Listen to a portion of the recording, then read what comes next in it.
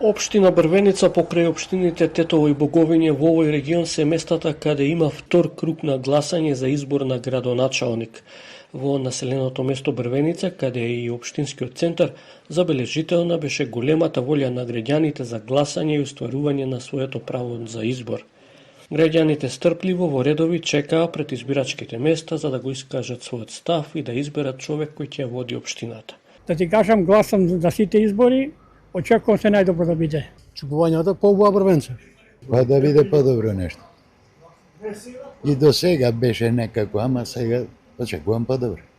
Дали гласате на секој избори и што очекувате од овие избори? Па, кој е подобар нека победи, гласам. Представниците од избирачките одбори, иако имаа полни раце работа со голем број на гласачи на ред пред камерата на Телма, истакнаа дека процесот се одвива тековно и без проблеми. Колку гласачи има и како тече гласање? 908 гласачи по список, гласањето тече во ред, се нема никакви проблеми. Председателот на Општинската изборна комисија Нежбеден Реджепини кажа дека во сите избирачки места во оваа општина со 10 населени места, изборниот ден се одвива во ред, почнувајќи од 7 часот утринава. Општина Брвеница, значи со 24 избирачки места, вкупно има регистрирани во избирачкиот список 16.144 гласачи.